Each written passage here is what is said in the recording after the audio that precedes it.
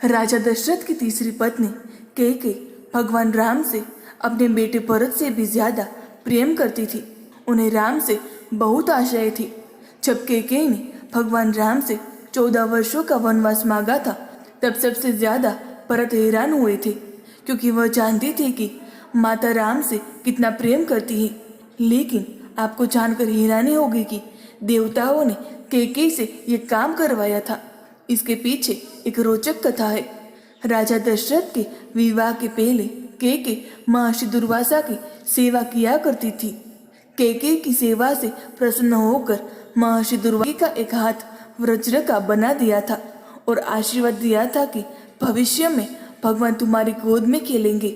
समय बीतता गया और कैकेयी का विवाह राजा दशरथ के साथ हुआ। कई सालों के बाद स्वर्ग में देवासुर संग्राम प्रारंभ हो गया। देवराज इंद्र ने राजा दशरथ को सहायता के लिए बुलाया। रानी कैकेयी भी महाराज की रक्षा के लिए सारथी बनकर देवासुर संग्राम में पहुंची थी। युद्ध के दौरान महाराज दशरथ के रथ के पहिए की कील निकल गई और रथ लड़खड़ाने लगा।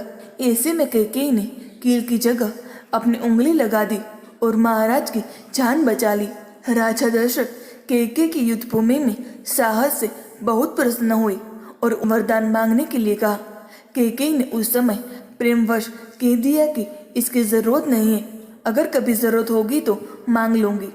कैकेयी ने राजा दशरथ को इस वरदान के जाल में फंसा लिया और राम के लिए 14 वर्ष का वनवास मांग लिया।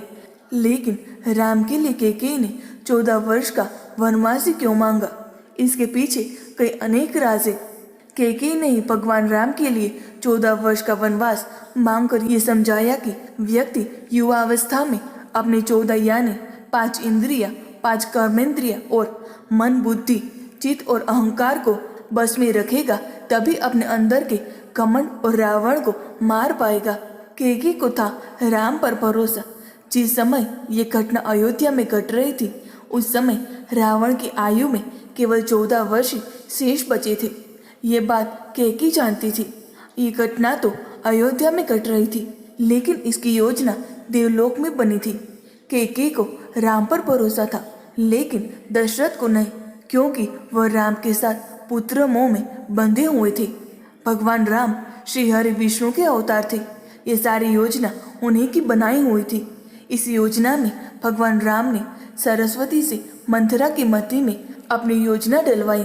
मंथरा ने कैकेयी को वही सब सुनाया और समझाया जो सरस्वती करवाना चाहती थी। इसके सूत्रधार स्वयं भगवान श्री हरि विष्णु थे। उन्होंने ही ये योजना तैयार की थी। कैकेयी ये जानती थी कि यदि राम अयोध्या के राजा बन गए तो रावण का वध नहीं होगा। इसके लिए वन में तप करना जरूरी था। कैकेयी चाहती थी कि राम केवल अयोध्या के ही सम्राट ना बने रह जाए, वह विश्व के समस्त प्राणियों के हृदय में सम्राट बने। इसीलिए राम को अपने समस्त शोधित इंद्रियों और अंतःकरण को तप के द्वारा सिद्ध करना होगा। रामायण और महाभारत दोनों में ही 14 वर्ष के वनवास की बात सामने आती है। रामायण में भगवान राम को 14 वर्षों का वनवास भोगना पड़ा था, जबकि महाभारत में पांडवों को 13 वर्ष का वनवास और 1 वर्ष का अज्ञातवास झेलना पड़ा था। इसके पीछे ग्रह गोचर भी मायने रखते हैं। उन दिनों मनुष्य की आयु आज के जमाने से काफी ज्यादा हुआ करती थी, इसलिए ग्रहों की दशा भी ज्यादा होती थी। शनि चालीसा में उल्लेख मिलता है, राज मिलत बन राम ही दीन्हा, कैकेयी हो की मति हरि लीना।